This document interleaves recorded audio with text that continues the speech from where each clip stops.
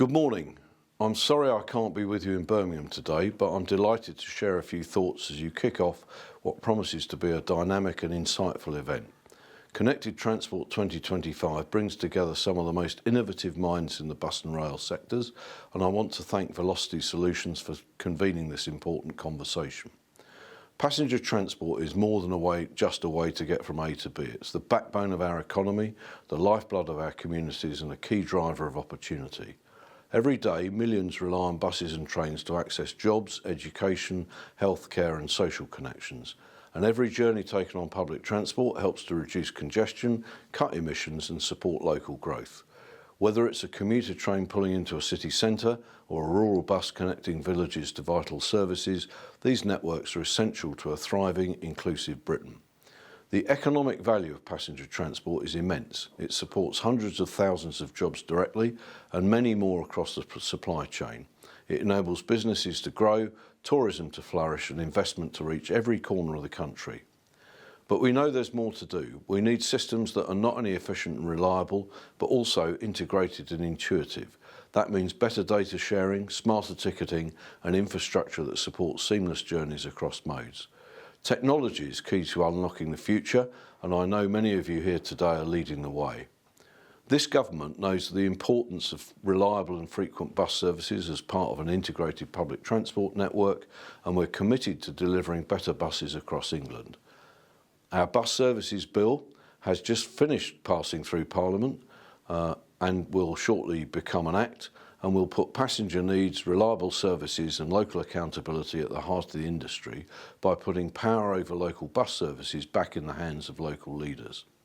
We want to empower local leaders to deliver improved bus services that meet the needs of their local communities, whether that's through bus franchising, strengthened enhanced partnerships or local authority bus companies. We're also investing over £1 billion this financial year to support and improve bus services and keep fares low through the £3 fare cap.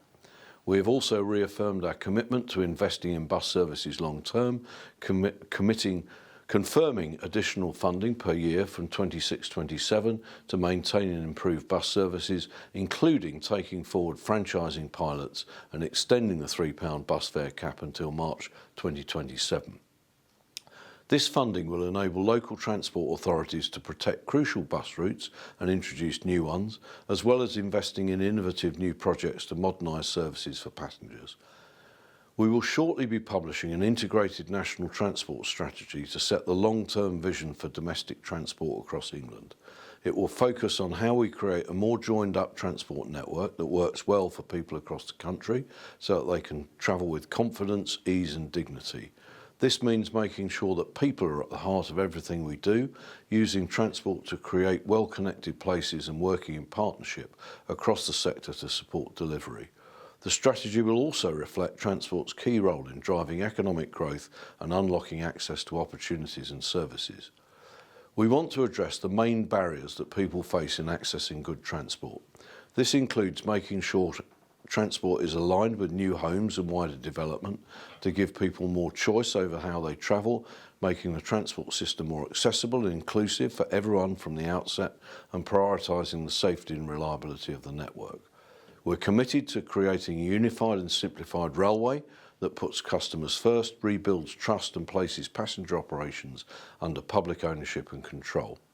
The Railways Bill, due to be introduced to Parliament in this session, delivers on our manifesto commitment to streamline the existing fragmented system by enabling the establishment of Great British Railways as a new directing mind for the industry, unifying track and train under a single public body to deliver better services for passengers and freight and better value for money for taxpayers. Detailed work on the design and implementation of Great British Railways is underway. Once complete, we will set out the building blocks of activity through which GBR will be established, allowing the industry to plan and put in place the necessary arrangements as we move through the transition. Feedback from the public consultation, A Railway Fit for Britain's Future, is being used to inform the government's plans and put the railway back on the right track with passengers, customers and communities firmly at its heart. Our response to the consultation will be published in due course following a thorough analysis of the responses received. The government has also begun to work to develop a long-term strategy for rolling stock and the associated infrastructure needs, which we intend to publish next summer. Work is currently underway, and it's really important that we take time to get this strategy right so it endures and gives confidence to the supply chain, and that we get the right trains in place that are affordable, reliable, accessible and attract passengers to the railway. The strategy will place passengers' needs at its heart, whilst also reducing the cost of the railway to taxpayers and providing longer-term certainty to the supply chain. As part of the developing strategy, we will be engaging with the rolling stock market, passenger representatives, train operators and other interested parties. The railway depends on a thriving and competitive supply chain that supports economic growth through innovation, investing in jobs and skills, reducing costs and seeking overseas and other opportunities. Billions of pounds of public money are spent each year in the rail supply chain. However, we must be clear what choices need to be made on how that money is spent. The sector can play its part by remaining resilient, agile and competitive so it delivers value for money and can respond effectively to changing market needs. The government's reforms to establish GBR will support a more integrated approach to planning investment. The rail enhancement portfolio plays a vital role in delivering on the government's mission to kickstart economic growth and our commitment to improving the railways for passengers, freight and taxpayers. We are backing this commitment with the funding needed to deliver it. The spending review saw an increase in average funding for rail enhancements to £10.2 billion over the next 4 years. The Secretary of State set out the list of rail schemes prioritised for funding following the spending review in July, providing transparency and certainty for stakeholders and the supply chain. Events like this, ConnectTransport 2025, are vital.